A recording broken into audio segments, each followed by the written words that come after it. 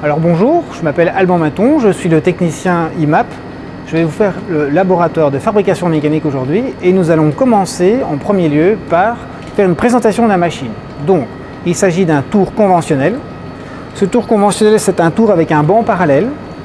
Première chose la plus importante, c'est ici le mandrin. Un mandrin 3 morts sur lequel est monté 3 morts durs, qui sont donc en acier dur. Ce sont des morts avec des dents qui permettent de serrer la matière bien plus fort qu'avec un mort doux qui va juste épouser la pièce que l'on va usiner. Ensuite, deuxième partie, on a ici le chariot. Le chariot qui se déplace sur le banc parallèle. Donc ici, on a les manivelles qui permettent de déplacer le chariot soit de manière longitudinale, donc dans le sens de la longueur de la pièce, soit de manière transversale, ici, sur le diamètre de la pièce. Sur ce même chariot, on a un petit chariot qui permet de prendre des passes sur la longueur de manière plus fine ou, en l'inclinant, de pouvoir soit faire un cône, soit faire un filet si besoin en est. On a ici la poupée mobile. La poupée mobile, elle est équipée avec une pointe tournante. La pointe tournante va permettre de faire un montage qu'on appelle un montage mixte. Donc une pièce serrée dans le mandrin avec l'effort de coupe qui sera repris par cette fameuse pointe tournante. Cette pointe tournante peut être remplacée par un mandrin dans lequel on vient fixer une mèche à centrer, un foret, un tarot. Alors cette machine, bien qu'elle soit complètement manuelle, est équipée d'avances automatiques. Donc plutôt que de devoir se déplacer à la main, chaque fois en donnant des à-coups sur la manivelle, on actionne une avance qui permet que le chariot se déplace soit de manière longitudinale ou soit transversale, de manière automatisée, avec une avance qu'on aura calculée à l'avance. On a ici sur la machine un tableau avec les avances automatiques pour le longitudinal et le transversal et un tableau avec les avances de filetage. Donc les deux tableaux sont bien séparés et il suffit de faire une combinaison. Donc ici, en premier lieu, on va commencer à dresser la face avec une avance de 15 centièmes. Donc pour ça, on va choisir quelque chose qui se rapproche le plus. On a ici cette valeur-ci ici, donc 0,14. Et on voit qu'on a une combinaison à faire qui est CT1X. Donc il suffit simplement de tourner les manivelles de manière à avoir ici le C, le T. On va tourner ici pour avoir le chiffre 1 et le X ici au milieu. Donc une fois qu'on va mettre la machine en route, qu'on va actionner l'avance automatique transversale, on aura un déplacement de celle-ci de 0,14 mm par tour. Donc quand la machine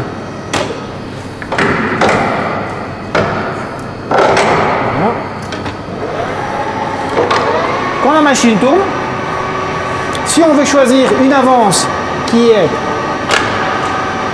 longitudinale, on va venir actionner ici la commande qui va indexer la machine sur la pignonnerie et qui va dire voilà, je peux me déplacer de manière transversale automatiquement.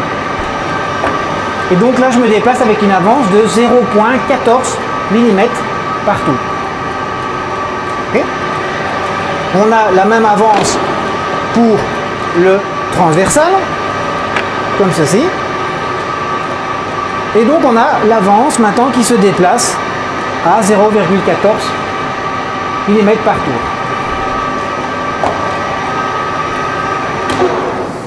Alors voilà, maintenant que l'explication assez brève de la machine est faite, on sait plus ou moins comment la machine va fonctionner. On a juste ici une dernière chose à parler, qui est ici le levier ici qui va permettre de faire tourner la machine dans le sens anti-horlogique pour commencer, ou horlogique en fonction du type d'outil qu'on aura, tout simplement. Okay. Alors maintenant qu'on a fait le tour, on va utiliser un premier outil. Le premier outil qu'on va utiliser est celui-ci. c'est un outil qui va nous servir à faire l'ébauche et qui va nous permettre de dresser la face aussi. Donc on a un outil avec une plaquette en carbure qui est dédiée à l'aluminium. Elle est complètement lissée. Il y a certaines parties ici des brises copeaux et la forme de la plaquette qui est incurvée permet de faire un roule copeaux. Donc le copeau va venir se former, va rouler, va venir toucher la forme spécifique de la plaquette. À ce moment-là, le copeau va casser et donc on aura chaque fois des petits copeaux. Lorsque l'on va usiner, ça permettra évidemment par sécurité de ne pas avoir un très long copeau comme une guirlande qui va venir s'accrocher autour et ça pourrait devenir dangereux pour l'opérateur.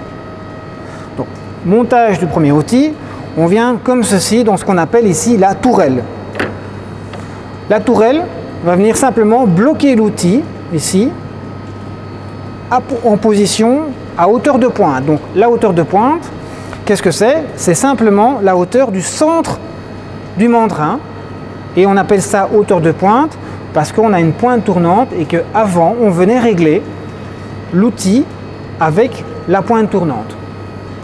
Donc maintenant qu'on est prêt, on va venir se positionner avec notre outil ici et on va venir fermer, protection oblige, lunettes de sécurité, toujours. On va venir mettre la machine en route à 1400 tours minute. Donc on a changé les pignons de la machine et on va augmenter le potentiomètre jusqu'à 1400 tours minute. Première chose à faire, venir tangenter la pièce. Tangenter veut dire simplement qu'on va venir positionner notre outil contre la face, comme ceci. On prend un petit copeau, on recule. On a donc notre première référence qu'on va nommer le Z0. Z0, Enter. Okay.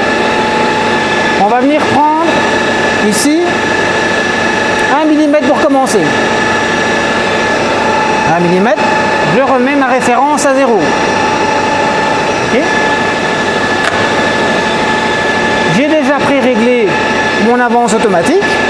Je n'ai plus qu'à lancer en actionnant ici l'avance automatique. Donc maintenant vous allez voir le copeau qui va se former. Vous voyez, le brise-copeau vient chaque fois casser la bavure de manière à ne pas avoir un copeau trop long. Ouais. Une fois qu'on arrive vers le centre, on est attentif et hop, on arrête. Maintenant, on peut venir débloquer ici notre chariot. On se recule un petit peu et on revient. On arrête la machine et donc on a déjà une face qui est dressée pour commencer. Okay. Alors, cette face étant dressée, maintenant on a une première référence Z0. On va pouvoir venir cylindrer l'extérieur parce que là pour l'instant on est en pièce brute.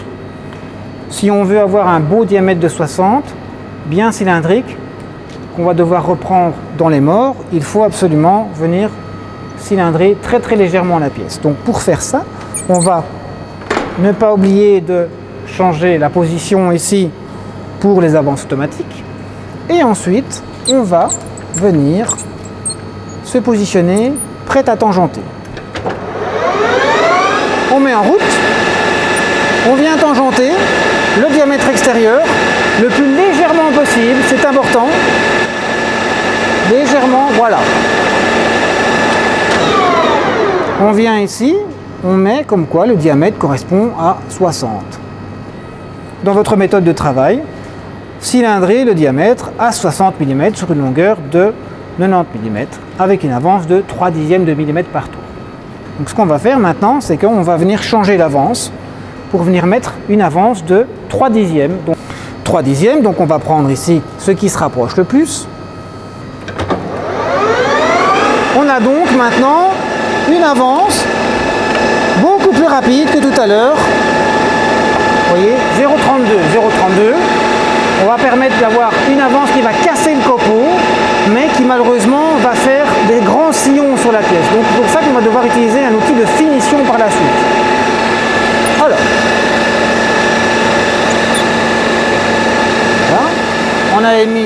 60. On va prendre quelques dixièmes. Donc regardez, je prends quelques dixièmes. Ici, voilà, 2 dixièmes maximum. Je me positionne et je lance. Donc, vous voyez, on a un copeau qui est cassé. Et on va aller jusqu'à 90 mm. 91. On revient. Pour l'instant, on peut laisser l'outil frotter contre la pièce, ça ne pose pas de problème. On lève. Et donc, on voit ici maintenant qu'on a commencé à venir cylindrer la pièce. On a quelques sillons ici, mais on voit que la pièce n'est pas parfaitement cylindrée. On a encore du brut ici. Vous voyez ? Donc pour ça, il va falloir reprendre encore un petit peu, mais avant, on va venir mesurer. Donc on prend notre pied à coulisse digital, on se positionne comme on a le plus facile, on vient poser les becs comme ceci et on vient mesurer. Donc actuellement, j'ai un diamètre qui correspond à 60 et 33 centièmes. Donc cette donnée-là, je vais la rentrer dans la machine et je vais bien évidemment vérifier pour être sûr et certain que comme je serre sur une partie, je viens prendre ma mesure sur une partie qui est déjà usinée et une partie qui est non usinée, il faudra vérifier pour être sûr et certain qu'on soit sur le bon diamètre. Donc on avait dit 60,33. On va reprendre une petite passe. Ici, on remet en route. Et on vient se mettre à 75. On relance. Donc, alors, petit détail qui est intéressant à voir. Vous voyez, on a un copeau ici qui est venu se former et qui est venu se coincer entre l'outil et la face. Ça, c'est parce qu'on n'a pas assez de matière. Le fait qu'on n'a pas assez de matière, l'outil ne casse pas assez le copeau et donc vient faire un fil tout autour. Donc si on regarde, on est presque bon partout. Il reste qu'une petite tache ici. Donc si je mesure ici comme ceci, j'ai maintenant, vous voyez, je dois avoir normalement 60 et 15. Eh bien, maintenant j'ai 60, 25. Donc vous voyez, on se rapproche, on se repositionne à 60,15. Voilà. Et on va changer la cote pour 60,25. On remet en route. Et on vient se positionner à 60 mm.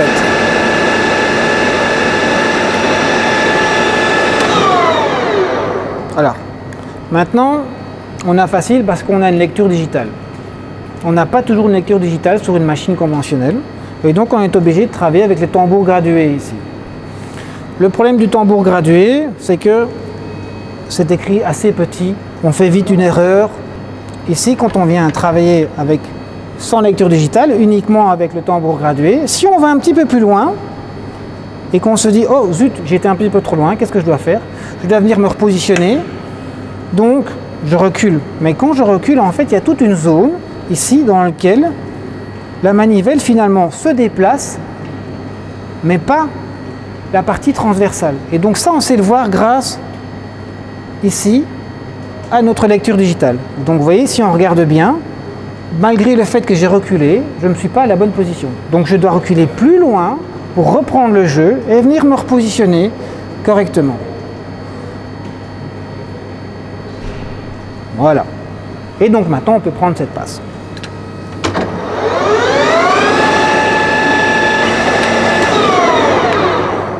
Et on peut considérer maintenant que ce diamètre-là est à la bonne dimension. Donc on remesure évidemment. Et on a 59 et 98 centièmes. Je pense que pour 60 c'est bon. Maintenant qu'on est venu usiner ce diamètre-là, on a ici une arête qui est un petit peu une arête vive. Donc pour éviter de se blesser quand on va manipuler la pièce, en général on fait des chanfreins.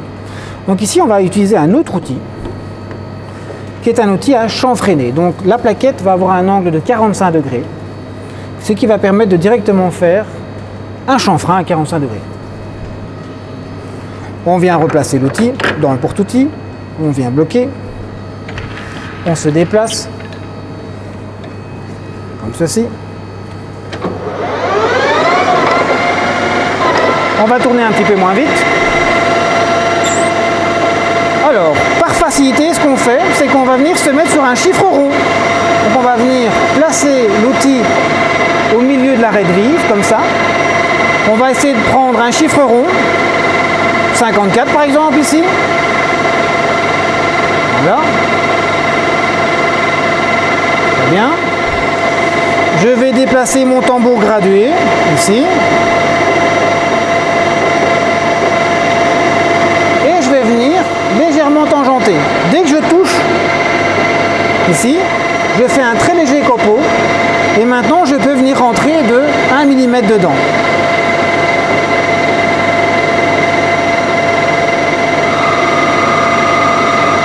Et je ressors. J'ai donc fait un chanfrein de 1 mm sur l'arête. Alors, opération suivante. Ici, donc, dans notre méthode de travail, on a donc dressé la face, on a cylindré. Maintenant, on doit centrer et ensuite forer pour venir faire un taraudage. Pour centrer, on va venir enlever la pointe tournante, ici. On va venir placer un mondrin dans lequel on va venir mettre notre mèche à centrer. Donc la mèche à centrer, la voici. Elle a déjà un angle qui permet de venir par la suite, si on décide uniquement de centrer, de venir placer la pointe tournante parce qu'ils ont exactement le même angle. On vient la placer dans la poupée, donc je rappelle la poupée. Le cône est bloqué, on vérifie, on se déplace. Le centrage, 1400 tours. 1400 tours. Et donc maintenant, on peut venir très légèrement contre. Voilà. On vient déplacer le tambour gradué qui se trouve ici, de manière à venir y mettre le 0. Voilà. Et on va rentrer de 3 mm dans la pièce. Voilà. Alors, en rentrant de 3 mm dans la pièce, on a déjà un très beau centre pour venir engager la mèche. La mèche qui est ici, qui est une mèche qui est directement au bon diamètre parce que par la suite on va devoir tarauder. Donc, pour venir tarauder un métrique 8, il faut forer à un diamètre précis. On a ici un diamètre extérieur de plus ou moins 8. C'est ce qu'on appelle le diamètre nominal. Évidemment, on ne peut pas forer 8 parce que si on fore 8, ben la vis ne va jamais se visser dedans, donc il faut forer plus petit. Mais combien plus petit? Donc pour ça, il y a une règle, c'est que on regarde dans une table, ou alors soit on connaît, et on va donc prendre le pas du filet, dans ce cas-ci qui est de 1,25, et on va donc prendre le diamètre nominal moins le pas, et on aura le diamètre de forage. On a un pas de 1,25, donc on ne va pas forer 6,75, on va forer 6,8, comme ça on a un diamètre légèrement plus grand, et donc le filet sera un petit peu moins pointu. Donc on vient se placer, comme ceci. Alors, petit truc, étant donné que j'ai déjà commencé à venir ici centrer, je viens placer ma pointe sans que ça ne tourne et je mets ma mèche contre. Je viens placer ici mon 0 et donc en faisant ceci, j'ai déjà la pointe de ma mèche qui est déjà dans mon centrage, ce qui permettra par la suite de vraiment faire 20 mm minimum de taraudage. Donc on va forer un petit peu plus loin pour être sûr et certain d'avoir 20 mm de taraudage. Donc on diminue la vitesse, on fore à 1000 tours, on est à 0 et on y va. On rentre. On a déjà foré ici 5 mm, on casse le copeau légèrement, c'est important. Ici. 10. Et je casse le copeau. 15. Je casse le copeau. 20. Donc là, on a presque la bonne longueur, mais on va aller un petit peu plus loin par sécurité. On a de la matière, on va aller jusqu'à 3 mm en plus. Okay. Donc notre trou est foré. On peut reculer la pointe. C'est fini pour elle. On va venir monter un autre système qui va permettre de venir tarauder de manière libre. Donc, ici, on va notre tarot qui est un tarot pour tout ce qui est trou borgne. De cette manière, le copeau, quand il va se former, va venir ressortir le long de l'hélice et venir se dégager naturellement. Parce que si on prend un tarot pour les trous passants, le problème qu'il y a, c'est qu'au moment où on va venir tarauder notre pièce, le copeau va avoir tendance à se pousser dans le fond et donc venir se coincer. Donc en fonction du type de trou qu'on a à faire, on a un tarot qui est déterminé par soit un trou passant, soit un trou borne. Donc ici, trou borne, qu'est-ce qui va se passer? On va venir faire tourner le mandrin dans le sens anti-horlogique. Qu'est-ce qui va se passer? On a le copeau qui va commencer à se faire et qui va entraîner notre tarot vers l'intérieur. Donc on a un système ici qui va le guider tout le long. Ensuite, j'ai fait ici une marque sur notre tarot et je vais pouvoir ensuite inverser le sens de rotation. De cette manière-là, je vais pouvoir dégager le copeau. Donc en inversant le sens de rotation, la machine va repousser le tarot vers l'extérieur de la pièce. On change de vitesse.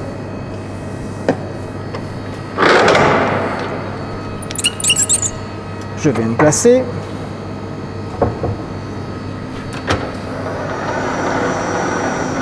On met un petit peu de lubrifiant parce que l'aluminium est un matériau qui est assez sec. Donc, un petit peu de lubrifiant ici. Et je viens simplement ici. Et voilà, il est entraîné. Je m'arrête un petit peu avant. Voilà. Je suis donc à mon repère que j'ai mis ici. Donc j'ai 20 mm de taraudage.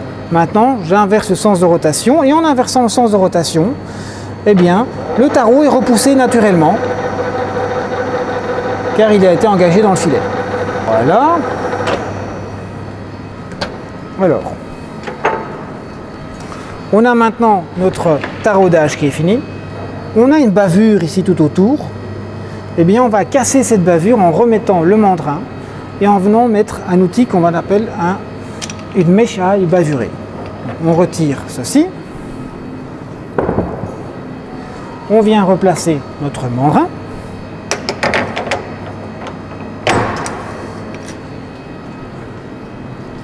On vient donc mettre une mèche à ébavurer.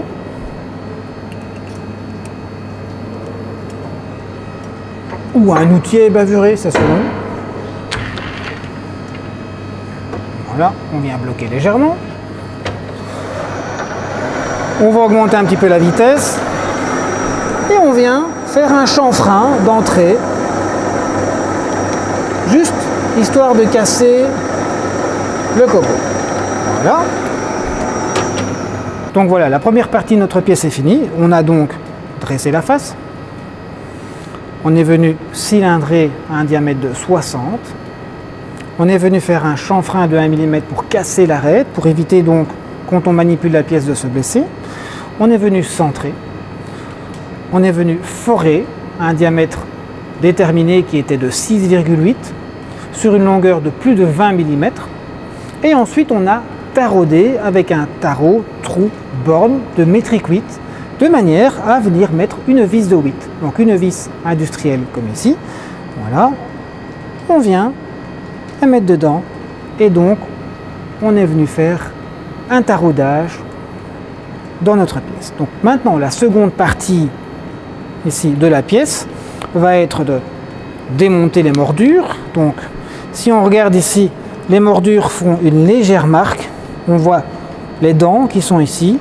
Donc pour éviter d'avoir des marques sur notre face qu'on vient de cylindrer, eh bien on va changer les morts pour des morts doux. Simplement parce que ce sont des morts en acier doux qu'on sait facilement usiner au diamètre que l'on désire. Donc ici, ces morts ont été alésés à un diamètre de 60, de manière à donc ne pas faire une marque sur la pièce et faire en sorte que la pièce tourne de manière concentrique. Donc les mordous, les voilà. Ils ont plusieurs étages. On a une partie diamètre 50, une partie diamètre 60 et une autre partie pour serrer une pièce beaucoup plus fine ici. Alors, pour démonter, on met la marque du mandrin ici au-dessus. Comme ça, on a le numéro 1, le numéro 2 et le numéro 3. Parce que comme c'est un filet sur la face, il faut respecter chaque fois l'entrée du filet. Ici, là et là. Okay, donc pour l'instant, on démonte. Voilà, le 3 est déjà là. Et maintenant, on peut retirer le 1. On n'a donc plus qu'à placer nos nouveaux morts, qui sont des morts doux, je le rappelle. Alors, ces morts ont un numéro, forcément. On a le 1, 2 et le 3, ici. Donc, si on regarde, le 1, 2 et 3 ont une progressivité dans la dent. On a donc, ici, le mort numéro 1, le mort numéro 2 et le mort numéro 3. Attends, il faut le placer correctement. Donc 1, 2, 3. Alors évidemment, si je ne place pas les morts correctement, eh bien la pièce ne va absolument pas être concentrique, elle va être complètement désaxée. Donc voilà pourquoi il faut absolument respecter l'ordre des morts.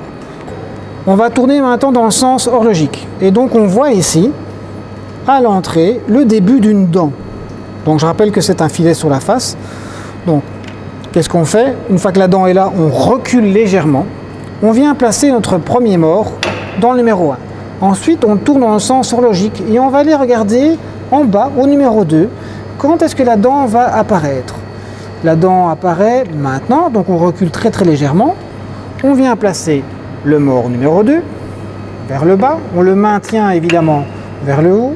Et on tourne toujours dans le sens horlogique et on va aller regarder au niveau du 3, dès que la dent approche, donc on vient de voir là, on recule légèrement et on vient placer notre mort numéro 3 et on continue de visser.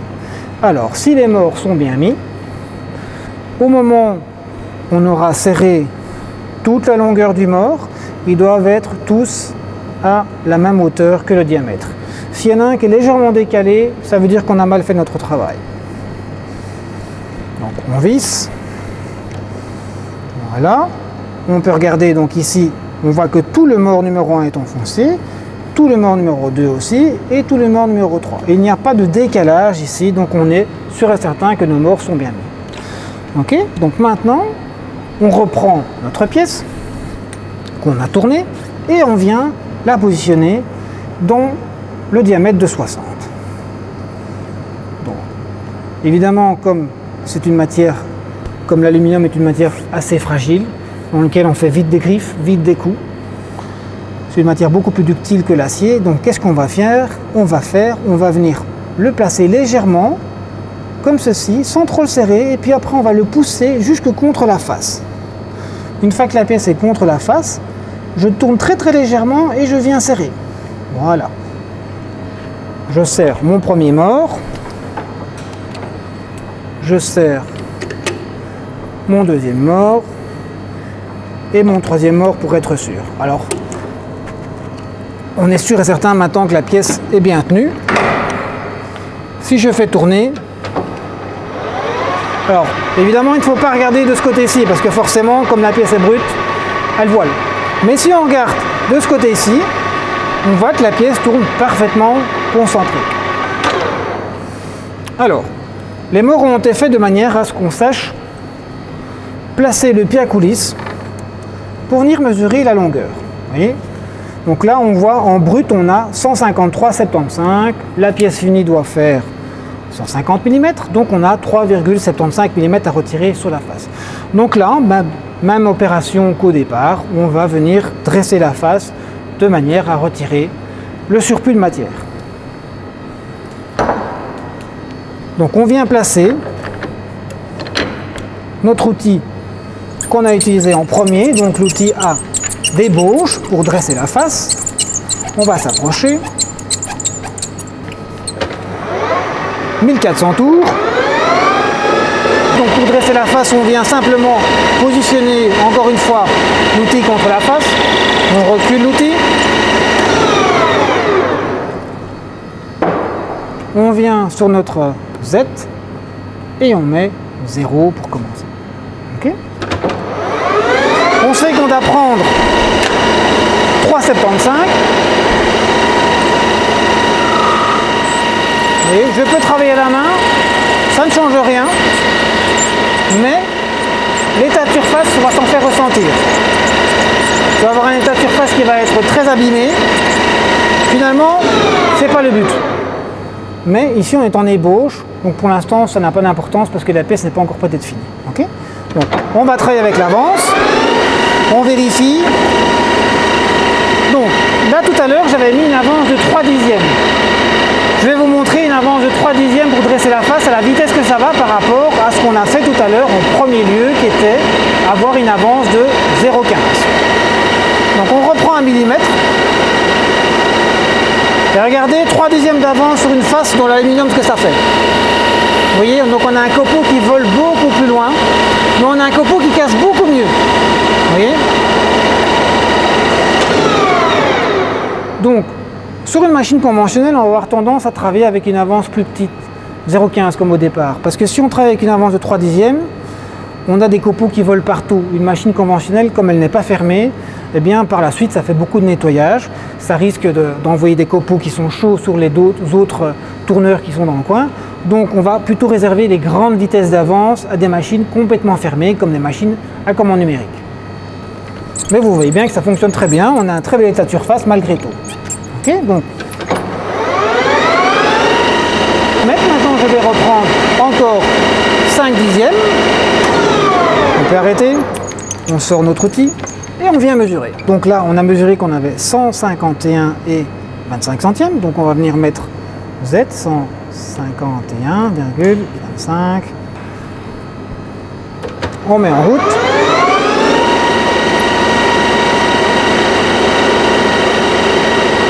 Et voilà, on revient. Et on a donc une pièce qui est à 150 mm de long. On va venir centrer. Alors pourquoi est-ce qu'on vient centrer maintenant?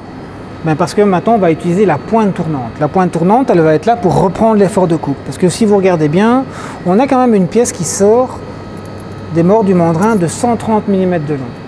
Donc quand on va venir prendre de la matière en cilindrant, on va créer un effort de coupe qui va faire que la pièce va légèrement se déformer. Et en se déformant légèrement, elle va faire un cône naturel. C'est pas intéressant pour nous, donc on va venir mettre notre mèche à centrer, faire un petit centre. Ensuite, on va démonter notre mandrin et venir placer notre pointe tournante qui sera là pour reprendre les efforts de coupe, pour tourner une pièce qui soit cylindrique. Et on vient là. Et voilà, pas plus loin.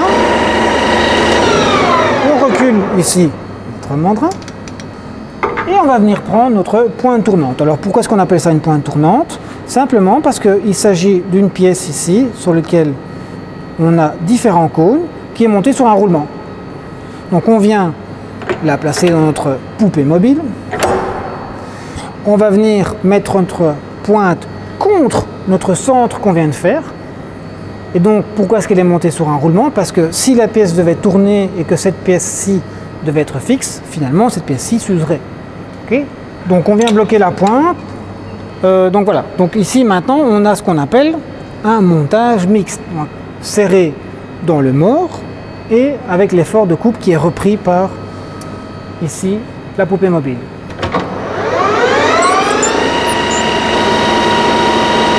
Bien. Pas besoin d'aller plus loin. J'arrête. Je viens prendre mon pied à coulisse et je viens mesurer. Vous voyez, ça a légèrement bougé, on a 59,91. Quand on va venir se repositionner à 60, on va venir mettre 59,91. Donc je regarde ma lecture digitale, je me repositionne à 60, voilà, et je modifie pour 59,91. Ok, comme ça on travaillerait de manière la plus juste possible. On doit refixer la pièce, on l'a mis à longueur, ça c'est bon. On a fait notre centrage, maintenant on doit cylindrer un diamètre de 24 sur 60 mm de long. Ce que je vous propose, c'est de venir mettre la machine en route, de venir faire un repère à 60 mm, comme ceci. Voilà, 60. Je viens sur la pièce, je fais une petite marque et je prends 5 mm comme première passe. Alors vous allez voir 5 mm à quoi ça correspond. Okay. Donc vous voyez, 5 mm, ça nous fait quand même un beau gros copeau. Voilà pourquoi il faut avoir des protections. Okay. Donc je me suis arrêté un petit peu avant, la marque que j'ai voulu faire. Donc vous voyez que pour que ce soit visuel. Maintenant je regarde aussi ma lecture digitale et j'avance jusqu'à 59,80. Voilà. Et je reviens. Alors, maintenant si on regarde un petit peu ici les copeaux qu'on a fait, en travaillant avec une avance de 3 dixièmes, donc ici, en prenant 5 mm, on a un gros copeau, et on a un très très gros copeau. Ce copeau, en fait, il devrait casser. Alors, ce qu'on va faire, c'est que on va simplement diminuer la profondeur de passe. On va passer à 4 mm de profondeur de passe. Comme ça, on aura un meilleur état de surface et on aura surtout un copeau qui va casser. Okay. Donc là, on avait pris 5 mm, vous avez vu. Hein. On remet en route. Et on va prendre 4 mm, donc on va s'arrêter à 51. Vous voyez, on a un copeau qui casse parfaitement. Aucun risque pour l'opérateur, vraiment super. On s'arrête visuellement avant. Et on va à la main jusqu'à 59, 85, quelque chose comme ça, et on revient. Et donc maintenant on est parti pour débiter la pièce jusqu'à un diamètre de 25 mm. On laissera refroidir très très légèrement la pièce. On va changer d'outil pour mettre un outil de finition. Ok, on est arrivé maintenant à un diamètre de 26 mm. On va venir finir maintenant ce diamètre jusqu'à 50, cette longueur jusqu'à 59,95. Voilà. Bon, donc on regarde notre afficheur. On a été un petit peu trop loin, mais c'est pas grave. Voilà, on revient à 59,95. Comme ça, voilà. Et on va venir redresser cette face. Donc vous voyez, on a une face qui est complètement avec des à-coups comme ça. Donc on va venir, regarder, redresser cette face. Ici, voilà. Donc ici, on a un copeau tout fin parce qu'on est venu reprendre sur la face 15 centièmes. Donc on change d'outil et on prend un outil de finition ici. L'outil de finition par rapport à l'autre. Qu'est-ce qu'il y a comme différence? Eh bien, on n'a déjà pas le même angle de plaquette. Quand on compare un petit peu les deux outils, ici, on a un outil ici avec un angle très ouvert, un roule-copeau ici, et un rayon ici de plaquette de 0,8. Une matière, vraiment un outil qui est vraiment fait pour retirer beaucoup de matière. On peut y aller, vous voyez, on a pris entre 4 à 5 mm à la passe et chaque fois on avait un copeau qui cassait excessivement bien. Maintenant ici on a un outil de finition avec une plaquette de 0,4, donc un outil beaucoup plus pointu. On a toujours un roule-copeau et on a toujours un petit brise-copeau aussi, mais évidemment avec cet outil-là on va éviter de prendre de trop grosses passes, donc c'est pour ça qu'on va plutôt le réserver à la finition. On va venir simplement, comme ceci, placer notre outil contre la face. On change Z0. Maintenant on doit faire la même chose pour le diamètre extérieur. Donc on sait qu'on a plus ou moins 26, donc on va légèrement tangenter, on va venir prendre une passe, on va venir mesurer, on va noter dans le X le bon diamètre et ensuite on va pouvoir finir ce diamètre là, qui est donc le 24 sur une longueur de 60 mm. Okay. Je vais changer l'avance, histoire d'avoir un état de surface qui est meilleur.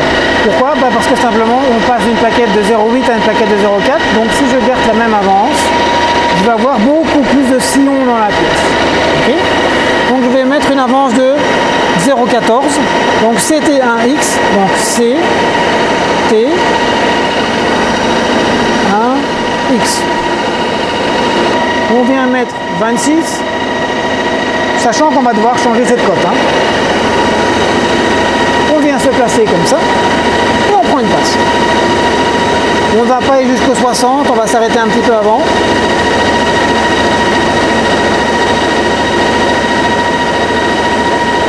Donc vous voyez, on a déjà un état de surface qui est un petit peu différent.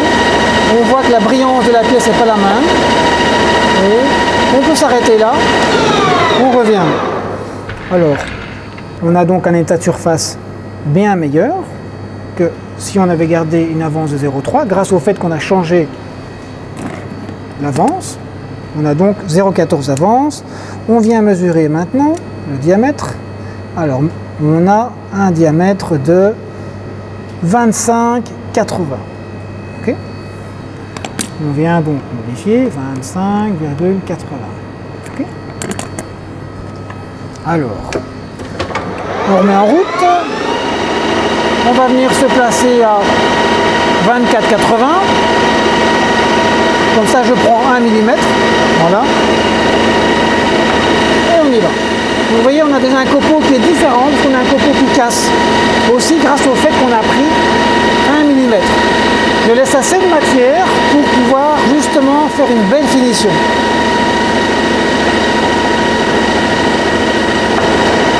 Je me suis arrêté un petit peu avant. Vous voyez, on est à 58,47. On n'a pas besoin d'aller jusqu'à 60 pour l'instant. On peut revenir comme ceci. Toujours vérifier. On a donc au pied à coulisse 24,79 comme ce qui est indiqué là. Okay. Donc comme on a une tolérance sur notre pièce de 5 centièmes, ça va être assez facile finalement de mettre la pièce à un bon diamètre. On remet en route. Donc, vous voyez, on a encore un beau copeau qui casse. Si j'avais pris moins que 8 dixièmes, genre 5 dixièmes, eh bien on aurait eu un copeau beaucoup plus long, un fil, ça aurait pu être embêtant. Donc on s'arrête avant évidemment, on va à la main jusque 60.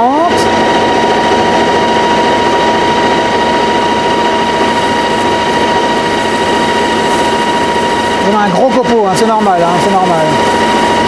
Là on va à son aise et on va redresser la face manuellement. Voilà. Et regardez, hop, on fait des chips là. Mais si on regarde bien, on est venu prendre quelques centièmes et on a un beau copeau, tout fin, et on a une face qui est parfaitement dressée. Donc maintenant, si on a un emboîtement, qu'on doit venir mettre une pièce qui a un alésage de 24 et quelques centièmes en plus évidemment, on va venir pouvoir le coulisser et on aura ici un bel angle de 90 degrés, donc les pièces seront parfaitement jointes. Okay. Donc, diamètre 24, ça c'est bon. On peut le vérifier évidemment. Et donc on a 24 et 1 centième.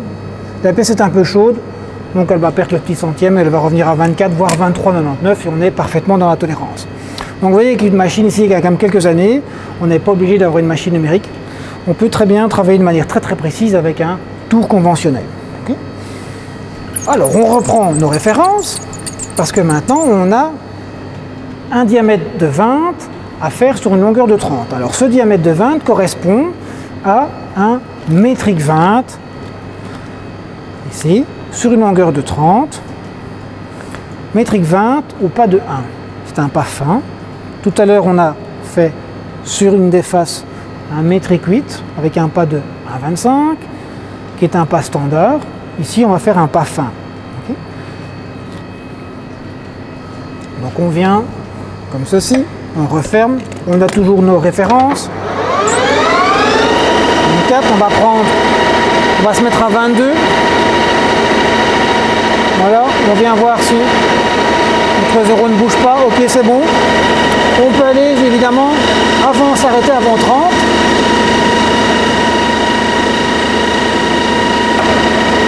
Oui, moi je préfère aller à la main, tranquille, pour la première passe.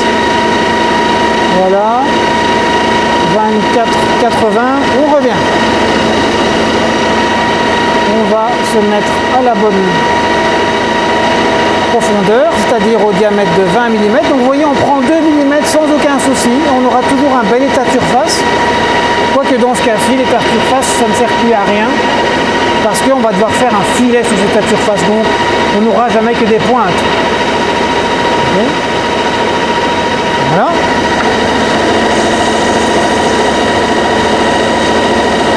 Ça fait un petit fil, mais c'est pas grave. Ok, on s'arrête ici.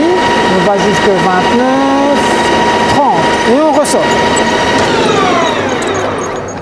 Et donc maintenant, en 2 passes, on est venu finir ce diamètre ici. Donc, alors je me permets de faire ça avec des copeaux d'aluminium. En général, quand on travaille avec un copeau en acier ou en inox, on ne touche pas avec ses mains, on utilise la pince. Okay. On remesure toujours. On a 19,99, c'est parfait. Donc maintenant, on peut démonter cet outil-là et on va venir faire des chanfreins. Alors pourquoi faire des chanfreins? On doit faire un chanfrein d'entrée pour le filet, de manière à ne pas avoir une arête vive sur notre filet. Voyez. Et ici, on va venir juste casser la bavure. Alors casser la bavure, ça va être un petit chanfrein de 1/10. Ça va être visuel essentiellement. Donc on reprend notre premier outil qu'on avait utilisé tout à l'heure, qui était l'outil avec une plaquette à 45 degrés. On vient, on le replace, on diminue. Voilà. Pas besoin d'aller trop vite. Et alors ça c'est entièrement visuel. Donc on va venir placer la pointe de l'outil comme ceci, légèrement. Presque comme si on voulait toucher le diamètre qu'on venait de tourner. Et on va se déplacer avec, ici, le chariot longitudinal. Et on vient légèrement casser. Alors, le but, évidemment, n'est pas de faire un gros chanfrein, parce que c'est pas ça qu'on nous demande.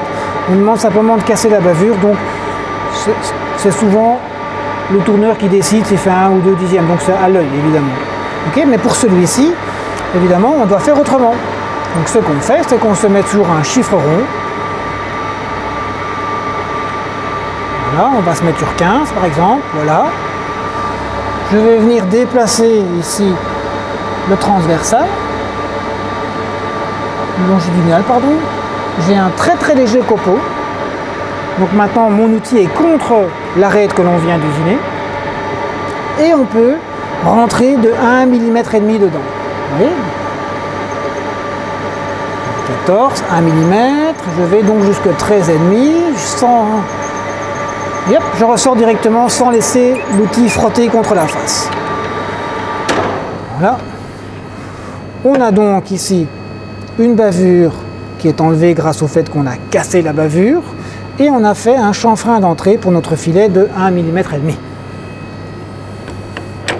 Autre opération, la sortie de filet. Donc on va faire une sortie de filet avec un outil à gorge à rayon, ici. Alors, à quoi va servir la sortie de filet? Comme son nom l'indique, ça va être une sortie pour que l'outil puisse être dans le vide et qu'on puisse venir casser la spire. Donc on va avoir une spire à l'entrée.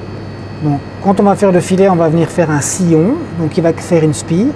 Et puis cette spire, finalement, il faut la casser de manière à pouvoir fileter notre écrou jusqu'au bout sans qu'il ne soit arrêté par la fin de la spire. Bon, on vient se placer, Z0, je ressors mon outil, je me déplace jusqu'à 30 mm, on diminue la vitesse et on va venir ici tangenter, on touche le diamètre. On se remet en X et on fait diamètre feinte. On a une sortie de filet qui doit aller jusqu'à un diamètre de 18 mm, donc on va jusqu'à 18 mm et on ressort tout simplement. On ne traîne pas. Donc on fait ça manuellement, pas besoin d'utiliser l'avance. Vous voyez? Vite, on s'approche et hop, on ressort. On a une belle sortie de filet qui a été faite avec un rayon de 2. L'opération la plus délicate qu'on va faire maintenant, ça va être de faire le filet. On va venir utiliser un outil à fileter avec un angle de 60 degrés. Pourquoi? Parce que je rappelle qu'on fait un filet métrique 20, donc on a un angle de 60 degrés avec un pas de 1 mm. Donc, chose à ne pas oublier, c'est d'aller modifier ici la pignonnerie de la machine de manière à venir mettre un pas de 1 mm. Donc ici on avait sur le premier tableau tout ce qui était avance de chariotage, cilindrage. On a un deuxième tableau ici pour tout ce qui est avance de filetage. Donc je rappelle qu'une avance de filetage, elle ne se donne pas avec cette manivelle-ci ici qui commande l'avance automatique de chariotage ou de cilindrage, mais en venant enclencher directement la pignonnerie sur la vis mère. La vis mère, c'est la vis qui est directement mise en contact avec la pignonnerie de la machine. Et donc on vient placer pour commencer notre outil. On vient regarder un pas de 1 mm ici, on le trouve là, donc 1. Alors le principe du filet, comment est-ce qu'on va faire ça? On va venir avec notre outil mettre des références sur le diamètre et sur la longueur. On va venir prendre nos passes chaque fois avec le transversal. Donc il faut chaque fois retenir où on se trouve et chaque fois plonger un petit peu dans la matière et faire notre filet en ne débrayant jamais la vis mère. Parce que si on débraye la vis mère, on ne tombe jamais au même endroit. Donc on risque de faire des filets à plusieurs entrées, c'est pas ça qu'on veut. On va faire un filet à une seule entrée. Donc qu'est-ce qu'on fait? On vient se placer comme ceci et on vient enclencher la vis mère. Donc là on est directement branché sur la vis mère. Donc une fois qu'on aura fait notre passe, il n'est pas question de venir faire ceci, de reculer l'outil et de revenir. Parce que comme le mandrin tourne, on ne sera jamais dans le même filet quand on va vouloir reprendre notre passe suivante. Okay? Bon. Alors, la difficulté de faire un filet ici sur ce genre de machine, sans débrayer, c'est que arrivé dans la sortie de filet, il faut dégager l'outil et inverser le sens de rotation de manière à ce que simplement l'outil revienne à sa position. Donc en fait ça fonctionne un petit peu comme une vis. Quand vous prenez une vis et un écrou, vous tournez l'écrou, si vous voulez que l'écrou revienne, ben vous devez dévisser l'écrou. Et bien en fait, quand on vient engrainer la vis mère ici, c'est ce qu'on fait. On vient mettre un écrou sur une vis et on va visser dans un sens, mais si on veut retourner à notre point de départ, on ne peut pas démonter notre écrou et venir le remettre à l'entrée. Donc ce qu'il faut faire, c'est simplement inverser le sens de rotation. Donc on visse, on dévisse. Et donc c'est exactement ça qu'on va faire, tout en prenant soin de reculer l'outil avant, évidemment, sinon on risque d'abîmer notre filet. Okay? Alors, on est positionné, comme ceci. On va venir enclencher la vis mère et on va faire un premier sillon. On a un léger sillon, tout fin. Alors maintenant, ce qu'on peut se dire, mais est-ce que c'est le bon qu'on va faire? C'est qu'on va simplement le vérifier avec un peigne à filet. Vous voyez, sortie de filet, je recule mon outil à l'aise, j'inverse le sens de rotation. Donc je reviens à mon point de départ et je m'arrête. J'ai donc ici un peigne à filet qui va me permettre de venir mesurer ici tous les filets. Donc ce que je vais faire, c'est que maintenant je vais venir le positionner contre les sillons que je viens de faire et je vais voir visuellement si déjà ça ressemble à quelque chose. Et on sait déjà que c'est déjà le bon réglage. C'est parti, on peut venir commencer à faire notre filet. Ici on va utiliser de l'huile émulsionnable. Donc c'est de l'huile qui est mélangée avec de l'eau. On a 95% d'eau, 5% d'huile. Ça va permettre de lubrifier légèrement la pièce pendant qu'on filte pour éviter surtout que le copeau ne vienne se coller contre la plaquette, tout simplement. Et on va prendre des passes de 2/10. Et on lance. Donc on voit qu'on commence à faire un copeau. On va donc détourner et inverser le sens de rotation. Donc, ici, il faut vraiment faire attention de reculer son outil relativement rapidement parce qu'il y a une certaine inertie. Donc on revient, on était à moins 2/10. Voilà. Et donc on va aller jusque moins 4/10. Et on va prendre des passes successives comme ça jusqu'à plus ou moins 1 mm. Et ensuite on va vérifier. Alors comment est-ce qu'on va vérifier? On va vérifier avec un calibre à filet. Un calibre à filet, qu'est-ce que c'est? C'est simplement une pièce qui a été développée pour que tout le monde fasse le même filet métrique 20 au pas de 1. Dernière passe avant de vérifier.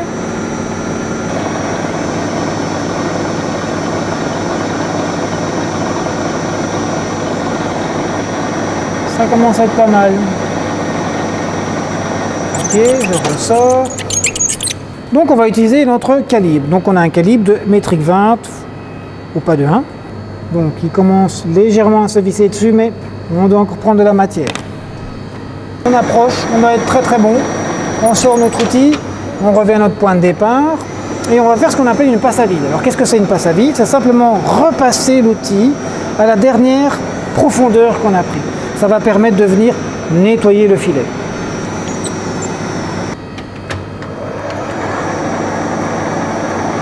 Vous voyez, malgré le fait que c'est une passe de finition, qu'on est revenu à la même position que tout à l'heure et on a quand même un petit copeau qui se forme. C'est la preuve qu'il y avait encore de la matière à prendre. Voilà, on recule, on se positionne et regardez. Et voilà.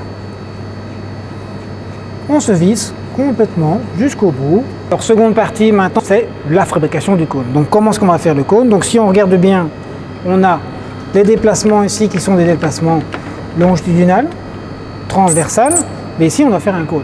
On ne sait pas faire les deux mouvements en même temps. Donc pour ça, on va venir incliner le petit chariot à 30 degrés. On a ici un diamètre qui est gradué et on sait venir se placer. Alors, comme ceci ou comme ceci. Alors, si je me mets à 30 degrés comme ça ici et que je déplace mon outil, je vais faire un cône qui va plonger vers l'intérieur. Moi, j'ai besoin d'un cône qui va plonger vers l'extérieur, donc d'un petit diamètre vers un grand diamètre. Donc pour ça, je dois venir incliner comme ceci. Donc je viens là, je me mets à 30 degrés, voilà, c'est bloqué. On va venir placer notre outil ici pour faire le dressage de face et faire les bauches parce qu'on a une bonne grosse plaquette avec un rayon de 0,8, ça va permettre vraiment de casser correctement le copeau pour travailler à la main. Okay. Donc on vient le placer simplement comme ça ici. Alors idéalement on vient contre une face. Ici, voilà. Et on vient simplement mettre un petit angle à la main, comme ça. Voilà. Comme ça, on n'est pas parfaitement à 90 degrés, donc on ne risque pas de talonner, donc que toute la surface de la plaquette ne prenne. On ne travaille qu'avec la pointe, le rayon de 0,8. Okay. On met en route et on va prendre quelques passes pour commencer. Et on vient donc travailler à la main. Donc ici, par rapport aux autres opérations, on a une opération qui est complètement manuelle. Donc, d'où l'intérêt de pouvoir ici travailler en bonne coordination avec ses mains. Parce que si on travaille comme ça et comme ceci, en fait, on va à chaque fois faire des à-coups sur le cône. Comme on fait des à-coups sur le cône, ben, visuellement, ce ne sera pas quelque chose qui sera parfait. Donc on ne sait pas automatiser ça, donc ici c'est juste une question d'habitude et de feeling. Voilà. Donc vous voyez, l'avantage de cet outil-là, c'est que je peux faire un très gros copeau comme ça, ici, sans aucun souci. Et voilà. Oui, l'état de surface n'est pas trop mal. Hein. Oui. Ici.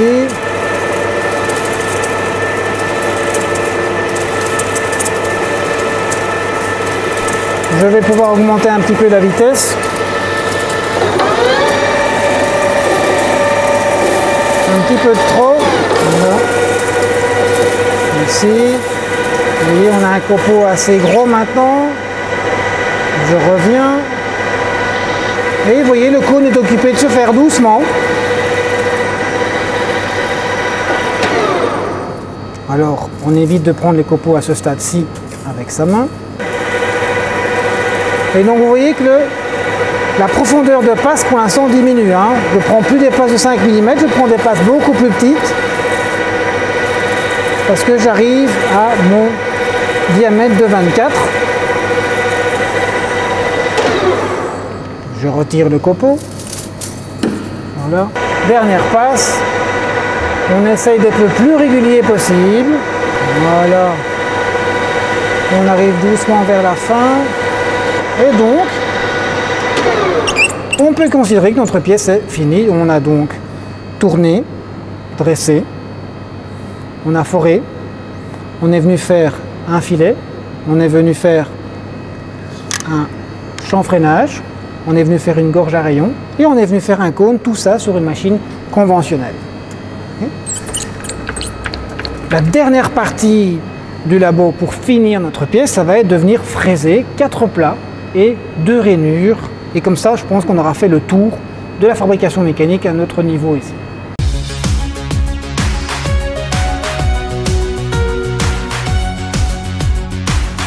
Seconde partie du labo. Donc maintenant, on va faire la partie fraisage. Donc sur cette pièce, qu'est-ce qu'on doit faire? On doit faire 4 plats et 2 rainures calibrées à une largeur de 12 mm sur 4 mm de profondeur. Donc pour ça, on va utiliser cette machine-ci. C'est ce qu'on appelle une fraiseuse d'outilleur dans notre cas. Donc ce n'est pas une machine conventionnelle parce qu'elle est équipée d'une commande ici qui permet de piloter la machine en créant un programme. Donc c'est déjà une machine à commande numérique, mais plus d'outilleur. Donc ce qu'on va faire ici, c'est qu'on va juste faire une présentation très rapide. Il n'y a pas de manivelle réellement sur cette machine-ci. On a donc ici un étau parallèle. On a ici un fourreau avec lequel on peut venir donc placer une mèche et on peut venir forer si on veut.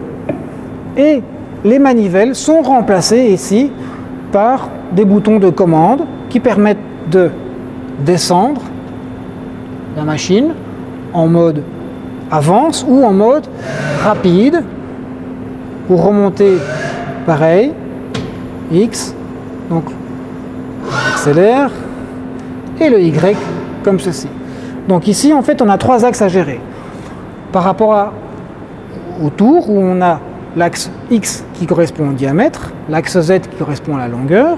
Ici, le X sera la longueur, le Y sera le transversal, et le Z sera la profondeur de la pièce. Donc ici, on travaille avec une pièce en fait en 3D.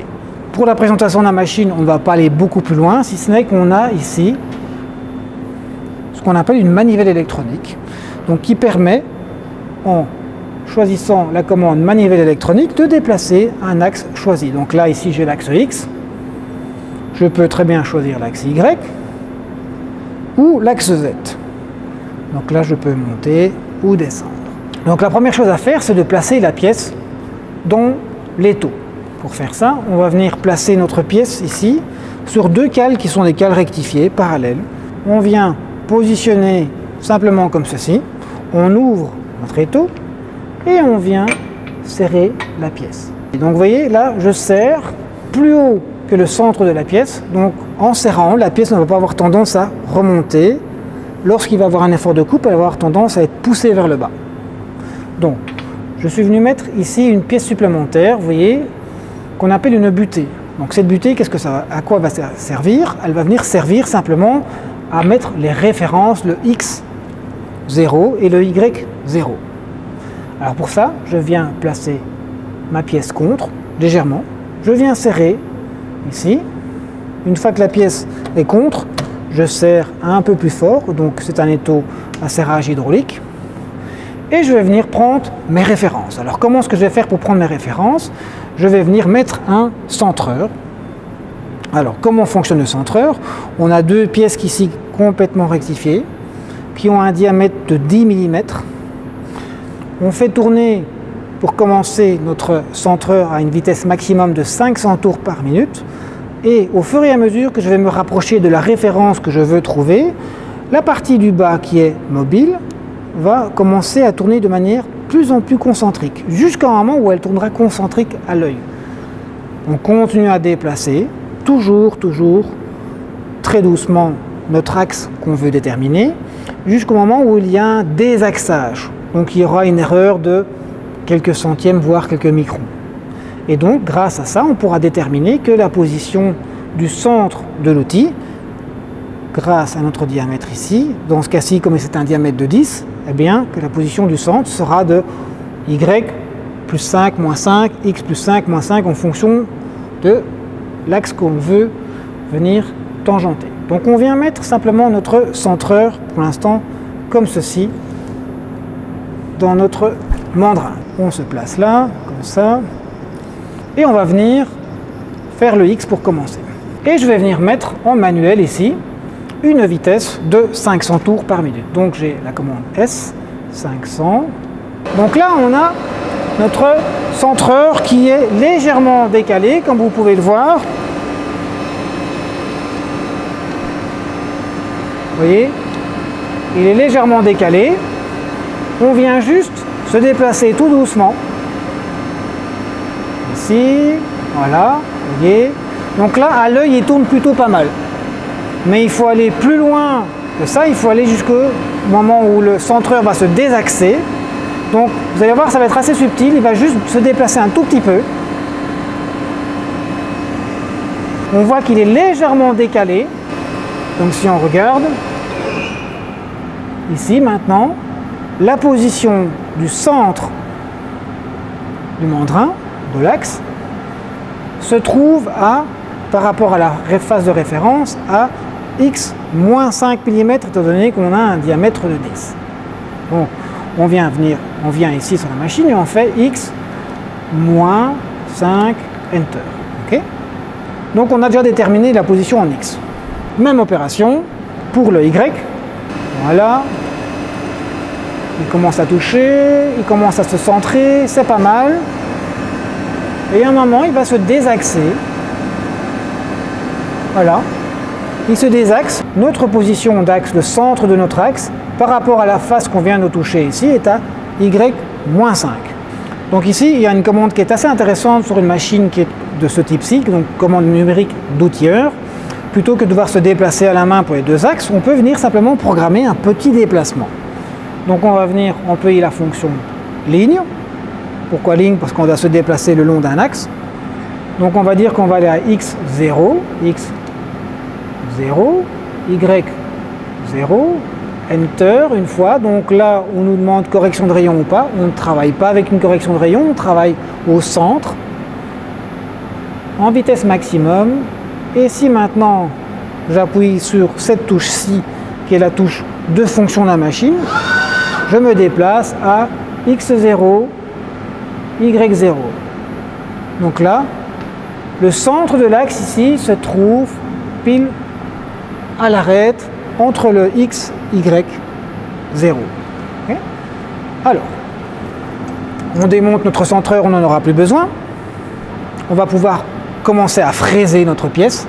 En tournage, c'est la pièce qui tourne et les outils qui sont fixes, qui se déplacent vers la pièce en mouvement. En fraisage, la pièce ne tourne pas, ne se déplace pas. C'est simplement les outils qui sont des outils tournants. Je démonte mon mandrin et je vais venir mettre ici ma fraise à plaquettes. Donc on a une fraise à surfacer avec 5 plaquettes qui sont mises, vous voyez, sur leur pointe comme ça, de manière à ce que si on veut, en plus de surfacer, on peut venir employer cet outil-là pour venir faire un chanfrein tout autour d'une pièce. Donc on vient la positionner, le cône, dans le cône de la machine, et on vient fermer la pince. Donc comment est-ce que ça fonctionne? On a une pince qui vient, comme ceci, sur ce qu'on appelle une tirette. On vient le coincer et on vient coincer le cône mâle dans le cône femelle qui se trouve là. Donc l'outil est bloqué. Et on va venir faire tourner cette fraise à 1250 tours. Et on vient se déplacer juste au-dessus de la pièce comme ça et on va venir tangenter. Donc comme ce qu'on a fait avec le tour, on vient avec le tour, avec la pièce en mouvement, on vient toucher légèrement la pièce pour déterminer une référence, en l'occurrence ici sur l'épaisseur de la pièce, donc sur le Z. Donc là, encore une fois, il faut être très délicat.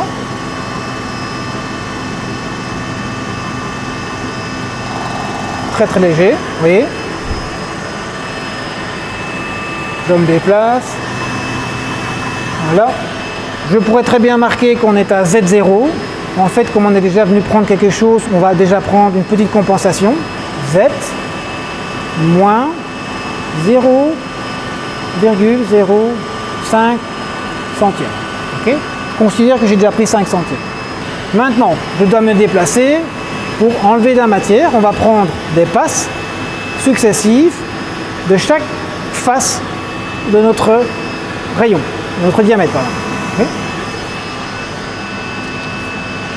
On a un diamètre de 60 et on a 4 plats de 50 mm.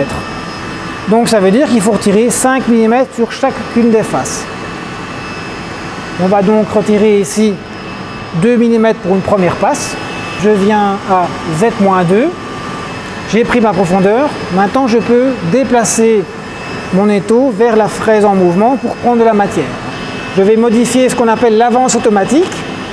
Je vais me déplacer à 300 mm d'avance et je vais commencer à retirer de la matière. Et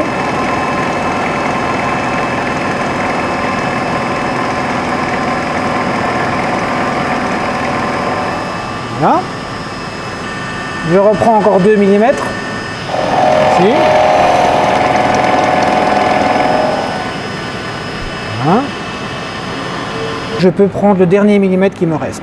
On arrête et on peut considérer qu'on a notre premier côté qui est usiné. Alors quand on regarde ici l'état de surface, quand on a une bonne vitesse de coupe et une bonne avance, en règle générale, on a un très très bel état de surface. Maintenant, on peut venir remesurer.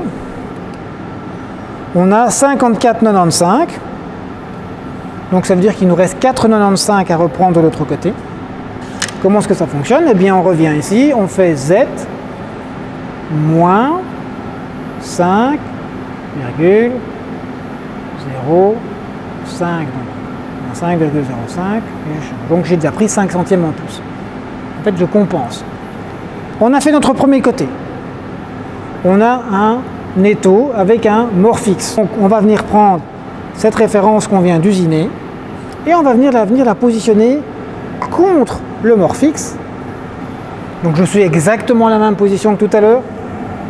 Je ne vais pas prendre deux passes de 2 mm et une passe de 1 mm. On va directement prendre 4 mm et demi. Vous allez voir, ça ne va rien changer du tout. Je viens comme ceci, prendre 4 mm et demi avec une avance de 300 mm en une fois. Vous allez voir.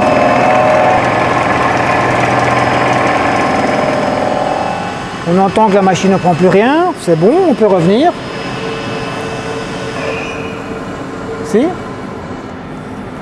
On vient contrôler. 55,50, donc c'est bien le 5 dixième qui me manque ici. Je me repositionne en manivelle électronique sur l'axe Z et je viens reprendre la différence comme ceci. Alors, tout à l'heure on avait une avance automatique. On n'avait qu'à simplement enclencher une poignée qui faisait que l'avance se déplaçait toute seule. On n'était pas obligé d'appuyer, de tenir cette manivelle. Ici on peut faire la même chose, simplement en choisissant l'axe et en appuyant sur NC. Vous voyez, plutôt que de devoir garder mon doigt appuyé, j'ai l'avance automatique et se déplace toute seule. Une fois que la passe est prise, on arrête. Ok, donc maintenant on a déjà deux faces qui sont faites et qui sont perpendiculaires. Maintenant on doit faire une troisième face.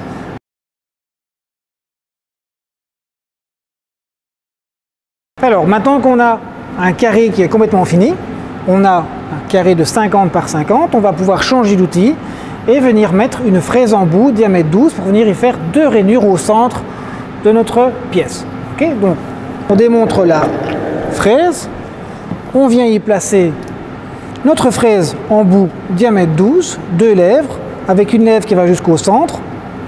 Donc éventuellement on peut même forer avec cette fraise là. On vient la placer dedans, ici. On vient se placer donc, à Y-25 manuellement. Donc on reprend notre manivelle électronique, on se place comme ceci à moins 25, donc d'où l'avantage d'avoir déjà pris nos références tout à l'heure. Hein. Et on va venir utiliser un palpeur pour la hauteur. Donc ici on a un palpeur avec une diode qui va permettre de déterminer la hauteur de la fraise par rapport à la pièce. Dès qu'il va avoir un contact électrique, la diode va s'allumer. Et regardez, la diode va s'allumer. Donc je peux considérer maintenant que le bout de la fraise par rapport à la surface de la pièce qu'on vient d'usiner se trouve à Z 50 mm. Alors, autre opération, maintenant, le rainurage de la pièce. Ici, on va garder les mêmes vitesses. 1250, 300 mm d'avance. On va juste créer un petit programme pour que ça aille plus rapidement. Ça va aller très très vite, vous allez voir. Positionnement par introduction manuelle. Donc ça veut dire qu'on va pouvoir venir mettre quelques lignes de programmation pour demander à la machine de travailler elle-même sans qu'on ait quelques opérations à faire manuellement. Okay. On va déterminer qu'on a un outil, sa longueur est égale à 0, il a un rayon de 6, voilà, on a défini l'outil. Maintenant on va devoir dire à l'outil où il doit se placer. Donc là pour l'instant on est à Z 2 mm, on doit plonger dans la matière, L, Z, moins 1, toujours là, on va mettre une avance de 300 mm. On refait une ligne, cette fois-ci, qui va déplacer l'outil dans la matière jusqu'à sortir. Et maintenant, une presque dernière ligne de programmation. On lui dit d'aller jusqu'à LX, moins 10, avec 300 mm d'avance. Et notre rainure est finie. Maintenant, ce qu'il faut dire, c'est qu'on ne peut pas laisser l'outil là. Donc on doit remonter notre outil et on va aller se placer à LX 90, Z 200. Donc vous voyez, avec 12 petites lignes de programmation qui sont très très simples, chaque fois des lignes et des coordonnées, la machine va exécuter cette partie du programme toute seule. On va travailler bloc par bloc. Donc chaque fois qu'on va devoir appuyer sur le bouton NC ici, la ligne va venir se faire. Qu'est-ce qu'on va faire ensuite? On doit plonger jusqu'à Z-1. Il plonge jusqu'à Z-1. Voilà. Donc là, il va jusqu'à LX-10. On a donc une profondeur de 4 mm, ici en tout. On peut retourner la pièce, la positionner contre sa butée. Le 0 ne change pas. Et on vient simplement appuyer ici. Et la machine va tout faire elle-même, sans qu'on ait quoi que ce soit à faire.